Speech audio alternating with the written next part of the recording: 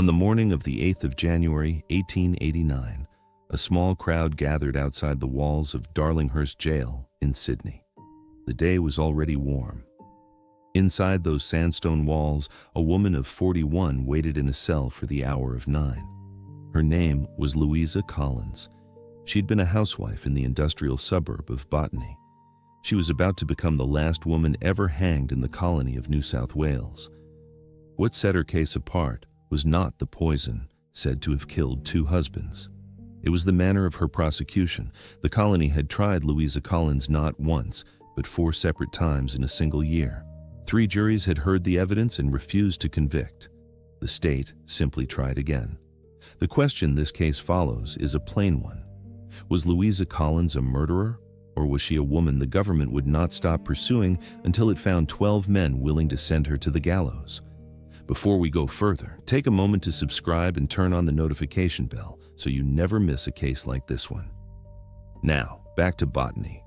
Botany in the 1880s was not the open bay of holiday memory. It was a working-class fringe on the southern edge of Sydney. The district ran on tanneries, wool-washing sheds, and fellmongering works. Sheepskins were stripped and treated there in long, sour-smelling sheds. Market gardens filled the low ground near the swamps and the water reserve. The air carried the smell of hides and boiling fat. Men came home from the works with the trade soaked into their clothes. It was industry of the hardest and lowest paid kind. Families here lived close to the bottom of colonial prosperity. The long land boom had made Sydney proud and modern. Its wealth did not reach the cottages of Botany. This was a place where the margin between getting by and going under was thin. A single death, a single lost wage, could tip a household under. The Andrews family lived in one such cottage. It was a small rented place on a terrace of workers' homes. Money was always short in it. Children came often, and several died young, as was common among the poor of the colony.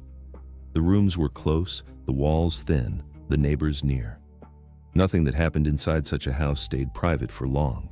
Ellen Price, a neighbor, would later speak to what she had seen there. The colony around them, though, was not without its institutions. New South Wales had a professional Supreme Court and a Crown Law Office. It had coronial inquests and a paid police force. Most important for this case, it had a Government Analyst's laboratory. That office belonged to a chemist named William Hamlet. His laboratory could test human organs for arsenic and measure how much was present. The methods were established science by this date. The Reinsch test and the Marsh test could reveal poison in tissue that no eye could see. A death that looked natural at the bedside could be reopened on a laboratory bench. The death penalty was still in force. Executions were no longer public spectacles. They were carried out inside jail walls by an official hangman. And there was one more feature of the age that matters here. Arsenic was everywhere. A vermin powder called rough-on-rat sat on grocery shelves across the colony. It was almost pure white arsenic, some 96 to 97%. Anyone could buy a tin over the counter for a few pence. No signature was needed, no reason asked. New South Wales was only beginning to move toward restricting such sales in 1888. The Collins case sat squarely inside that reform moment.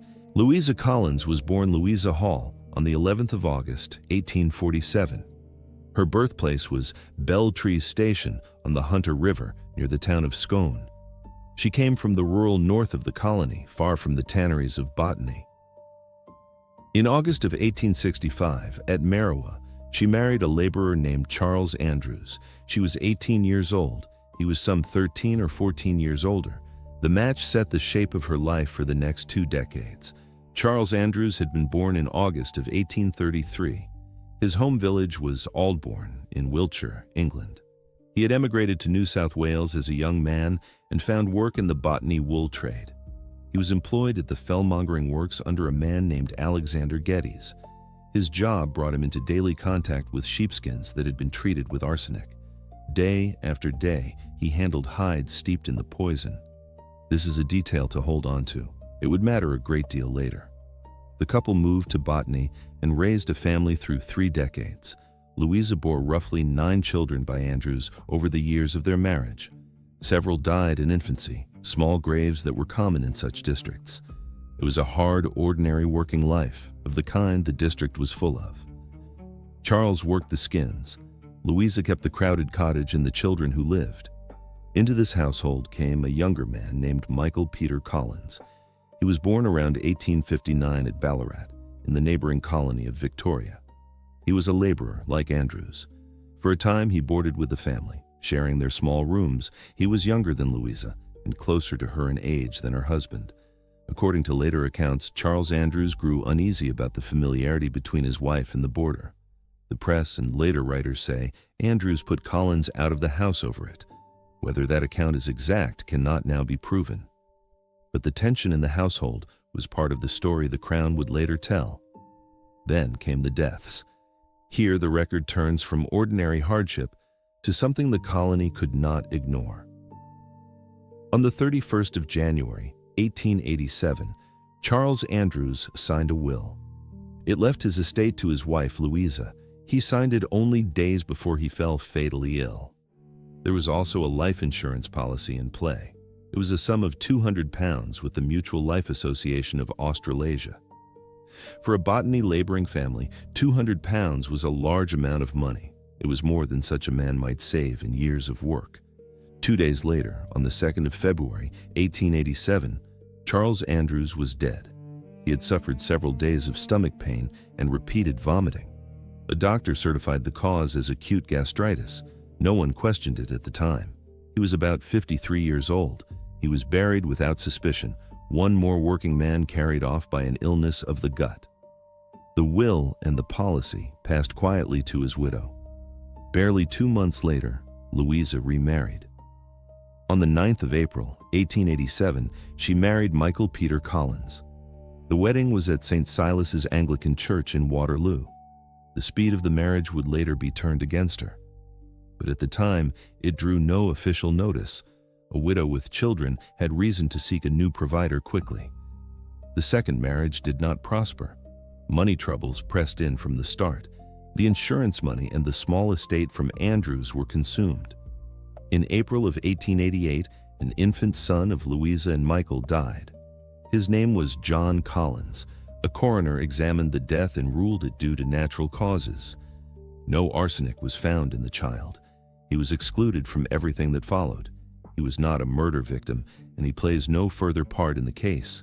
Then, in the summer months of 1888, Michael Collins fell ill. His sickness followed a course that anyone in that household should have recognized. Over several days in June and July, he suffered severe stomach pain and constant vomiting. It was the same pattern that had carried off Charles Andrews the year before. The same slow wasting in the same small cottage. On the 8th of July, 1888, Michael Collins died. This time, the doctors did not sign a clean certificate. The pattern was too familiar. 2 husbands in the same small cottage, dead of the same wasting illness, little more than a year apart. The attending physicians refused to certify a natural death. They notified the authorities. That refusal set everything in motion. If you are finding this as chilling as it was at the time, consider a like and a subscribe. It helps us keep uncovering these forgotten cases. Now, back to the record. The Crown's theory would come to rest on a single household object. It was a tin of rough-on rats, the arsenic vermin powder sold in every grocer's shop. The prosecution argued that Louisa Collins had administered the poison in small doses over time. It could be hidden in food or drink, tasteless in a cup of tea or a plate of stew. A little at a time would produce exactly the slow, wasting sickness that both men had suffered. The poison was cheap, legal, and already in many homes to kill vermin. That ordinary tin would become the recurring object of the whole case. Both husbands had died the same way. Both had wasted over days of vomiting and stomach pain. Andrews had gone to his grave uninvestigated. Collins would not. The doctor's suspicion at his deathbed was the hinge on which the entire matter turned. The investigation moved quickly once the doctors raised the alarm. A post-mortem examination was carried out on Michael Collins. Samples from his body were sent to the government analyst, William Hamlet. Hamlet was the colony's expert in exactly this kind of work. His laboratory could isolate arsenic from human tissue and weigh how much was there. On his bench, a suspicion could become a measured fact. His findings were stark. Hamlet reported a large quantity of arsenic in the body of Michael Collins. He described it as an amount sufficient to cause death. Arsenic was identified in the stomach and in the liver. This was not a trace. This was poison in fatal measure, spread through the organs of a man alive and working weeks before. The science left little room to call the death natural. Hamlet did not stop at the body. He examined household and biological samples connected to the case. A tumbler of milk from the home reportedly tested positive for arsenic. So did samples of urine and of vomited matter. The picture the analyst built was of poison present not only in the dead man but in the ordinary things around him. Hamlet also demonstrated the arsenic content of rough on rats itself. He could show a court that the grocery powder was very nearly pure white arsenic. The tin on the shelf held death by the spoonful. With the Collins death now treated as murder, attention turned back to the first husband. The body of Charles Andrews was exhumed from its grave. More than a year in the ground had passed. Hamlet examined the remains for arsenic as he had for Collins. Here, the result was very different. He found only minute traces of arsenic in Andrews's body. That difference was crucial. In one husband, a lethal load of poison. In the other, only faint traces of the kind that might be explained in more than one way. This gap in the evidence would shape the trials that followed. The case against Louisa for killing Collins was strong on the science. The case against her for killing Andrews was thin. And there was an innocent explanation ready to hand for those minute traces. Charles Andrews had worked for years handling arsenic-treated sheepskins. The works belonged to Alexander Geddes. A man who spent his days with arsenic on his hands and clothes might carry small amounts into his own body over time. The defense would press this occupational exposure hard. It offered a source for the arsenic that had nothing to do with murder. The Crown would have to rebut it. The police did their part of the work as well. Constable George Jeffes of the Botany Police took part in the investigation. Officers searched the cottage room by room.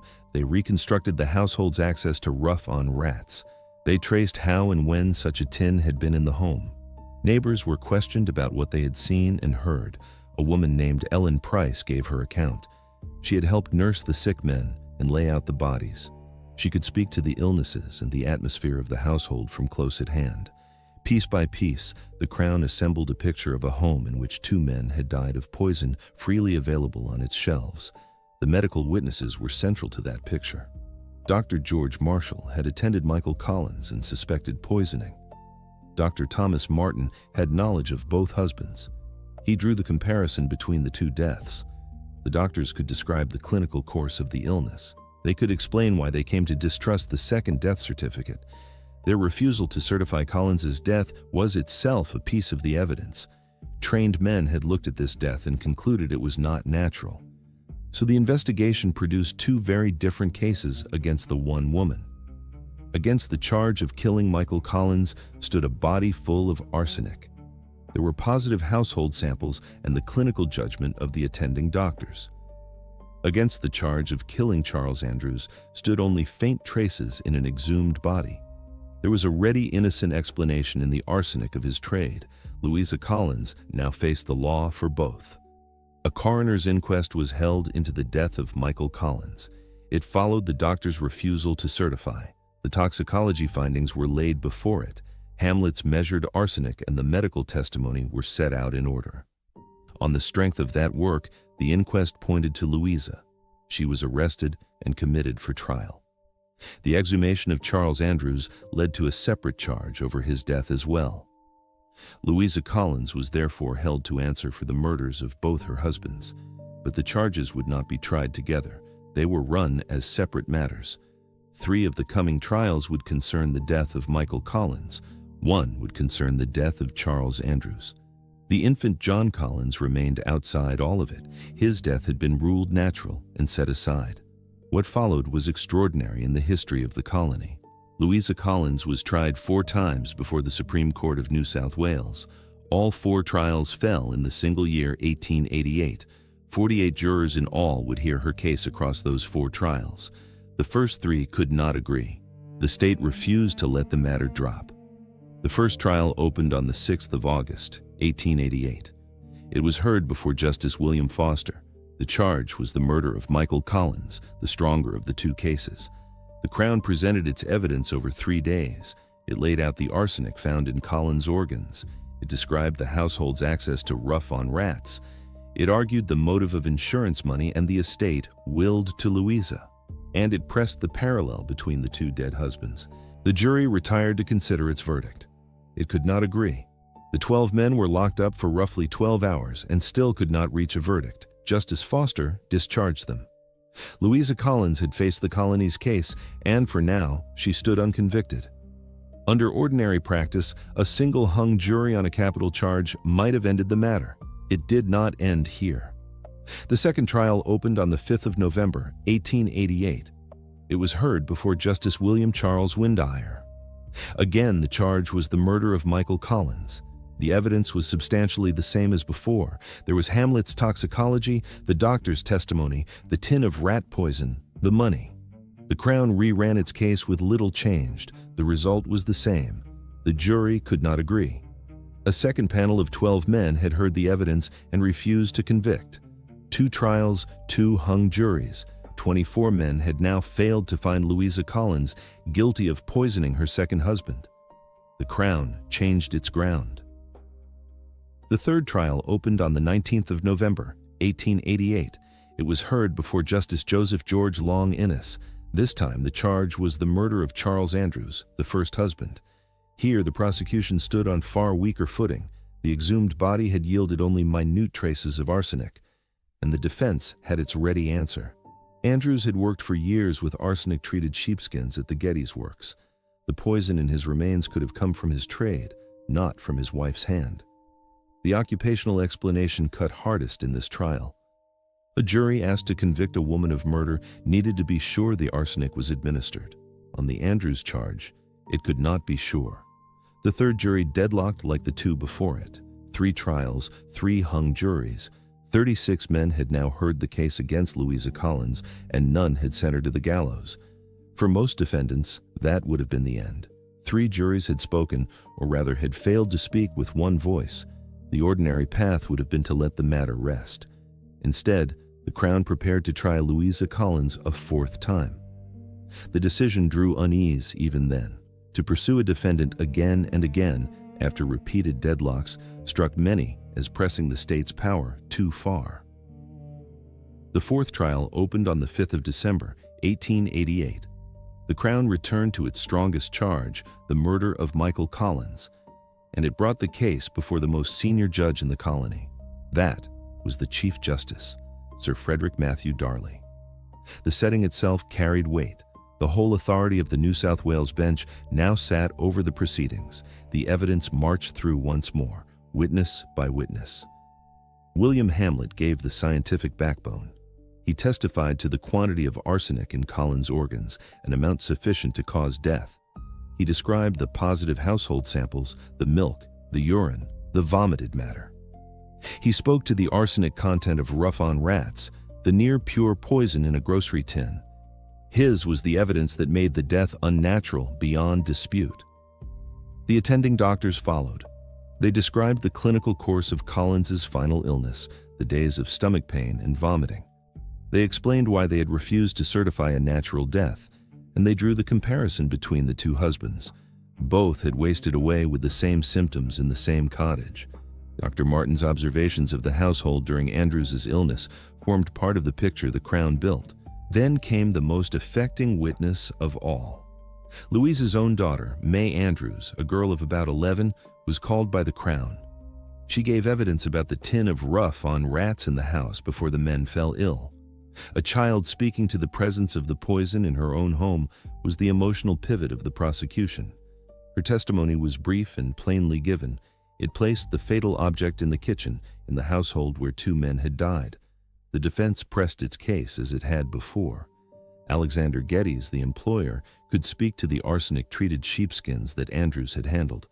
The occupational source remained the alternative the Crown had to defeat. The defense also raised the possibility that Michael Collins had taken the poison himself. The Crown answered the suicide theory with its evidence of small doses given over time. It was a pattern no suicide would follow. Louisa Collins was defended by counsel, working largely without proper funds. They stood against the full machinery of the Crown Law Office. This time, the jury did not deadlock. After all the days of the first 3 trials, the 4th jury agreed in about 2 hours. The verdict was guilty. It was a verdict on the murder of Michael Collins alone. Louisa Collins was never convicted over the death of Charles Andrews. That charge had hung and would never be resolved. On the strength of the Collins conviction, Chief Justice Darley pronounced the sentence of death. He called it a murder of peculiar atrocity. 48 jurors had heard the case across the year. It had taken the 4th panel, before the Chief Justice, to return the verdict the state had sought. The sentence set off a public fight to save her. In the first days of January 1889, a campaign for mercy gathered strength. On the 3rd of January, a public meeting was held at the Sydney Town Hall. Petitions circulated. The argument was twofold.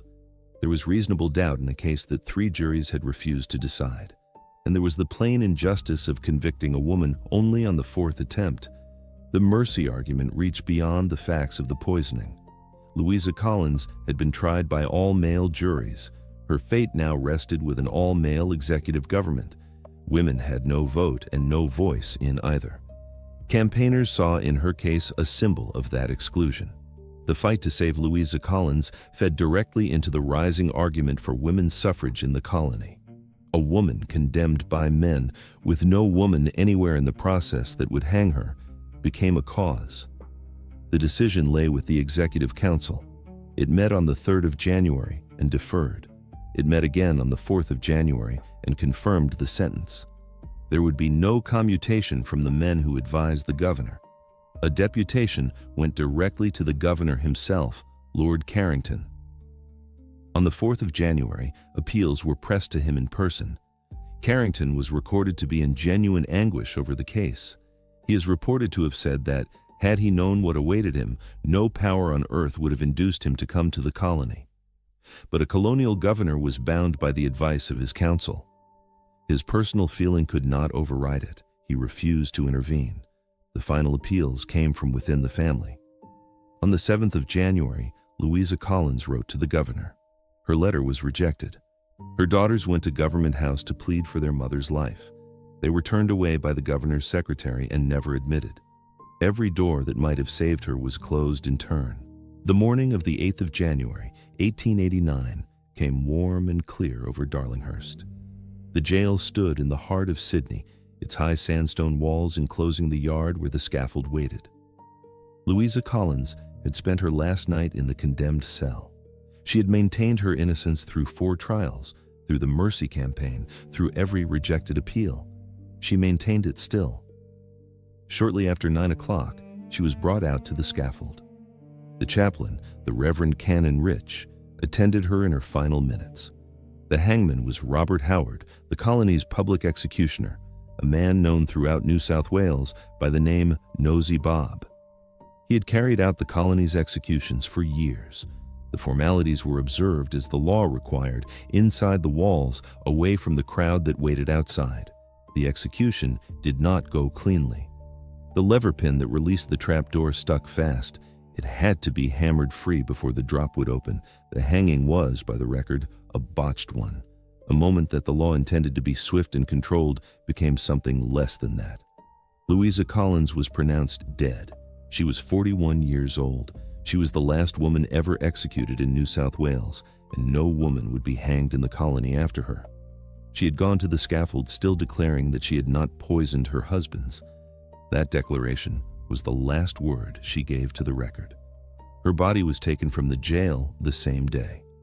She was buried at Rookwood Cemetery, the great necropolis west of Sydney, on the 8th of January, the day of her death. The pursuit that had run through 4 trials and a public fight for mercy ended in a grave at Rookwood. The tin of rough-on rats, the 200-pound policy, the exhumed body of her first husband, the 48 jurors, all of it came to rest there. The woman the newspapers had branded the Botany Borgia was gone. The Evening News and the Sydney Morning Herald had followed every day of the 4 trials and the last appeals. They had given her the name that stuck, drawn from the poisoners of Renaissance legend. The Borgia of Botany had been a housewife in a rented cottage on a terrace of workers' homes. Now she belonged to the jail records and the cemetery register. Her case did not vanish with her. It became a touchstone in the colony's long argument over the death penalty. It fed the growing claim that women, tried and condemned by men alone, deserved a voice in the laws that governed them. And it sat within the reform that began to restrict the countersale of arsenic, the cheap poison that any hand could buy. Modern writers who have returned to the trial records have raised the real possibility that she was innocent, or at least never truly proven guilty. In the years since, the case has drawn writers back to the archives. 2 book-length studies in modern times have retold it in full. They have set the trial record beside the toxicology and the 4 verdicts. Their reading is a sober one. The evidence against Louisa was largely circumstantial. It rested on a household object, a motive of modest size, and a pattern of 2 deaths. 3 juries had looked at that same evidence and could not agree. A 4th had convicted in about 2 hours before the Chief Justice. What troubles these writers most is not the arsenic. It is the 4th trial itself. To try a woman again after 3 deadlocks struck them as the state overreaching. A defendant who cannot be convicted by 36 men is, in the ordinary run of justice, a defendant the law lets go. Louisa Collins was not let go. The Crown returned and returned until a jury agreed. That persistence, more than the poison, is what these accounts weigh. They stop short of declaring her innocent. The arsenic in Michael Collins was real and measured and fatal. No writer can wave that finding away, but they hold that guilt was never proven to the standard the law demands. A conviction won only on the 4th attempt, they argue, is not the same as certainty. The doubt that hung 3 juries did not disappear when the 4th convicted. It followed her out of the courtroom and has followed the case ever since. The case leaves questions the record cannot now answer. It cannot tell us whether a hand added poison to a cup or whether the poison came by some other road. It cannot say what passed between Louisa and the 2 men who died in her house. The people who might have known are long gone. What survives is paper. Trial transcripts, an analyst's measurements, an inquest, a jail register, a burial entry at Rookwood. From that paper, 2 readings remain possible.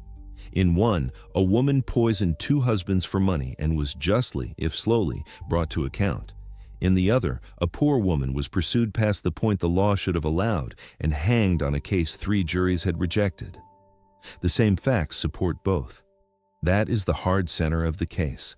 The evidence was strong enough to convict once and too weak to convict 3 times before. She herself never wavered between those readings. To the last morning, in the condemned cell, she gave only one account. She had killed no one. She offered no confession to the chaplain, no admission to soften the record. The woman the colony hanged went to the scaffold with her denial intact. Whatever the truth of the arsenic, that much the record holds firm. A visitor to Rookwood today walks a vast field of the colony's dead. Somewhere in it lies the woman the papers called the Botany Borgia. There is little to mark her out from the thousands around her. She entered that ground on the day she left the jail. The great necropolis received her as it received the poor of Sydney by the trainload, without ceremony. The name endures longer than the grave. Botany Borgia was a headline first, then a legend, and finally a shorthand for the whole affair. It fixed her as a figure from an old and foreign story of poisoners. The reality was smaller and closer to home. A laboring wife in a rented cottage, 2 dead husbands, a tin from the grocer, and a court that would not stop until it had its verdict.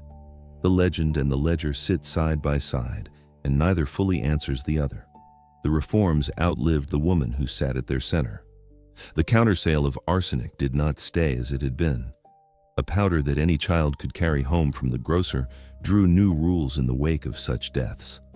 The colony that had let rough-on rats sit beside the flour and sugar began to fence it off. The change came too late for the men in the Botany cottage. It came in part because of them. The wider argument moved as well. The sight of a woman tried and sentenced with no woman in the room hardened a case that was already forming. If the laws could reach a life like hers, the reasoning went, then a voice in those laws could not be denied forever. Her name was carried into meetings and pamphlets that outlasted her by decades. The vote that women would one day hold owed a small, grim debt to the case of the Botany cottage. So the affair did not close when the trap was hammered open. It ran on in statute books and in speeches. It ran on in the unease of men who had pressed for a fourth trial and won it. A verdict had been reached, a sentence carried out, a grave filled. And still the question of what had truly happened in that small rented house refused to lie quiet. That she was the last is its own kind of marker. After Louisa Collins, the colony never again brought a woman to the scaffold. The rope that ended her ended a practice with her. Whether by conscience, by discomfort, or by the slow turning of opinion, the line held. Men would still hang in New South Wales, women would not. Her death stood at the far edge of that history, the final instance of a thing the colony chose to stop doing. It is hard to know how much her case did the choosing. The botched drop, the 4 trials, the turned-away daughters, the governor's recorded anguish, all of it left a residue. A state likes its punishments to look certain and clean. This one had looked neither. A verdict reached only at the 4th try, and a hanging that stuck on its own machinery gave little comfort to those who had demanded it. What was meant to close the matter instead left a mark that would not scrub out. And so, the small cottage on the terrace of workers' homes passed into record. Its 2 dead men, its tin of poison, its widow twice over, became a case that historians still turn over. The people are gone. The buildings have changed or fallen. The paper remains and the doubt with it. Consider what the record actually preserves of her. Not a voice, not a likeness we can trust, only the words others set down. The press described her as handsome and composed, a woman who held herself well under the weight of 4 trials. That composure was read both ways in her time. To some it was the calm of the innocent, to others it was the coldness of a poisoner. The same steadiness served as evidence for and against her, depending on the eye that watched. We cannot now settle which it was.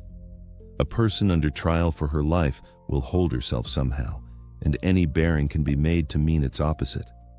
The colony wanted a face to match the crime it alleged. It found one in a quiet, well-kept woman who did not break. But composure is not confession. Her steadiness told the court nothing it could weigh, however much it was made to carry. What she did say never changed.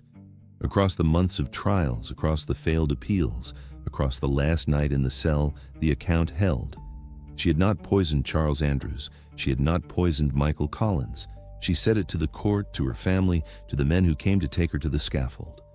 It is the one testimony in the whole affair that never wavered, and the one the state chose not to believe. Think, too, of the 48 men who decided her. They were ordinary colonists, called from their trades to sit in judgment. 36 of them could not bring themselves to convict. They heard the arsenic evidence and the motive and the parallel deaths, and still they held back. Something in the case did not persuade them past their doubt. 12 at a time, 3 times over, they declined to send a woman to her death. Only the last 12 agreed, and they agreed quickly.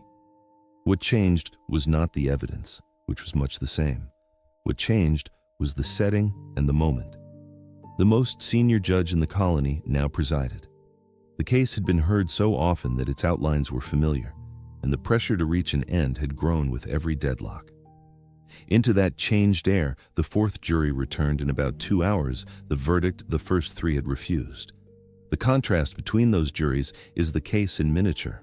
The same facts, weighed by different men on different days, produced deadlock and then death. That is not the mark of a case that proved itself beyond doubt.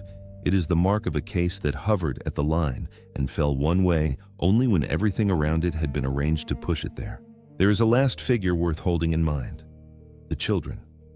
Louisa had borne many over 2 marriages, and several had died in infancy. Those who lived saw their mother taken by the law and hanged.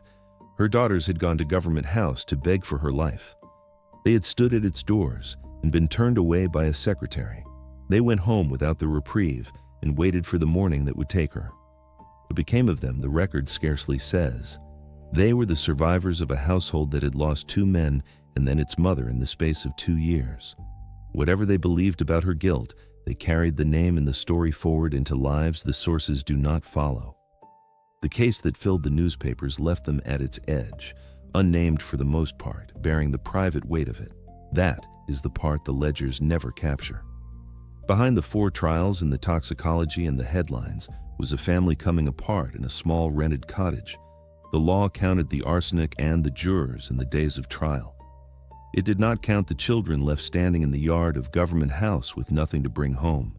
They belonged to the story as much as the tin on the shelf. Weigh, finally, the ordinary object at the heart of it all. A tin of rat powder from a grocer's shelf. It cost a few pence. It sat in kitchens across the colony, bought to kill the vermin that came up from the swamps and the yards. No one thought it strange to keep. That very ordinariness was what made it so dangerous and so hard to pin to a single hand. Half the district could have owned the same tin. That is the difficulty the case never escaped. The poison was common, the illness looked like common gastritis, and the deaths came a year apart. Each fact on its own explained itself innocently. Only stacked together did they point to murder. And a jury asked to hang a woman needs more than a suggestive stack. It needs to be sure the hand was hers. 3 juries were not sure. The poison's very commonness left the door of doubt ajar. The Crown built its whole edifice on that one household object. Take the tin away, and the motive alone could not convict. Take the motive away, and the tin was in 1,000 homes. Only together did they carry weight, and even together they carried it unevenly. That is why the case could deadlock 3 times and convict once. It was strong and weak in the same breath, and it always would be. Set the case in its own hour, too. The late 1880s in Sydney were years of confidence. The colony believed in its courts, its science, its steady march toward the modern. It had a government analyst who could find poison invisible to the eye. It had a Supreme Court and a professional press to report it. This was a place that trusted its own machinery to deliver truth. The Collins case tested that trust. Here was all the modern apparatus brought to bear, and still it stumbled. The science was sure about Collins and unsure about Andrews. The courts convened 4 times and agreed only once. The press named her a Borgia before any verdict was in. The machinery that was meant to produce certainty produced instead a long, uneasy struggle that ended on a rope that jammed. For a colony proud of its institutions, that was an uncomfortable result to sit with. Perhaps that discomfort is part of why the case lingered. It did not flatter the systems that produced it. It showed them straining, disagreeing, pressing past their own doubts to an end. A confident age likes its justice to look inevitable. This justice had looked labored and contested from the first trial to the last morning. The unease it left behind was the unease of a society glimpsing the limits of its own certainty. Consider how quietly it all began. A laborer fell ill with a bad stomach and died within days. In a district like Botany, that was almost unremarkable. Men who worked the tanneries and the wool sheds sickened and died of many things. Bad water, hard labor, illnesses of the gut that no one could name. A doctor wrote gastritis on a certificate, and the neighbors buried Charles Andrews without a second thought. Had the story stopped there, no one would remember the name.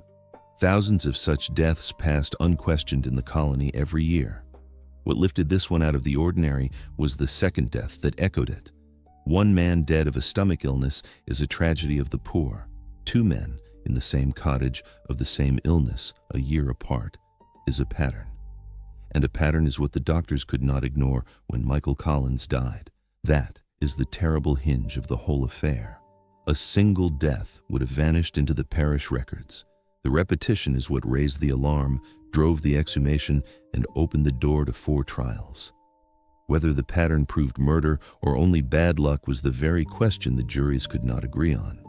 But without it, there would have been no case, no trial, and no last woman on a New South Wales scaffold. The echo made the case. There is the matter of the doctor's courage as well. It would have been easy to sign the second certificate. Michael Collins had died of a stomach illness, as men often did. A tired physician could have written the cause and moved on, and no one would have questioned him. Instead, the attending men stopped. They looked at the death, remembered its like, and refused their signatures. That refusal took a kind of nerve, for a doctor to decline a certificate was to accuse. It set the coroner in motion and the police behind him. It turned a private grief into a public investigation with all the suspicion that carried. The physicians could have been wrong and known it, and still they held back rather than sign a death they distrusted. Everything that followed, the exhumation, the analyst's bench, the 4 trials, began with that single professional act of refusal at a bedside in Botany. It is worth marking because it cuts against the doubt as well as for it. Whatever one makes of the verdict, the alarm was not raised by a gossiping neighbor or a greedy relative.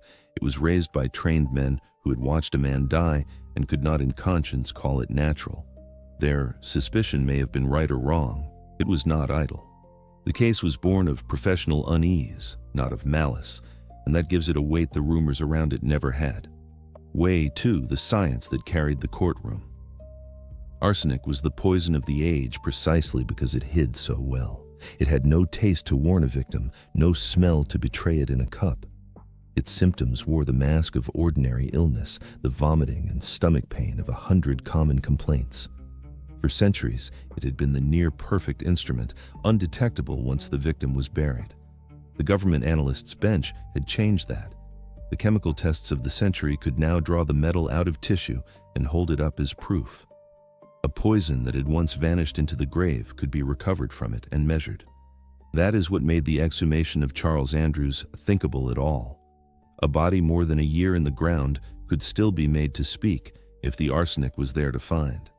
Yet the same science that convicted also complicated. It found a fatal load in one husband and only faint traces in the other. It could not, for all its precision, tell the court how the metal had entered a man. Whether by a poisoner's hand or a tanner's trade, the arsenic looked the same on the bench. The tests could prove the poison was present.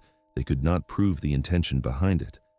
On that limit, the whole case turned. Return, for a moment, to the condemned cell itself. Darlinghurst Gaol held her behind walls of Sydney sandstone, thick and pale in the summer heat. The condemned cell was a bare place, watched day and night. Through her last hours, the chaplain came and went. The routines of the jail went on around her, the turning of keys, the tread of warders, the ordinary sounds of a prison waking to an ordinary day that was not ordinary at all. For those inside, an execution was a grim piece of work to be carried out with order.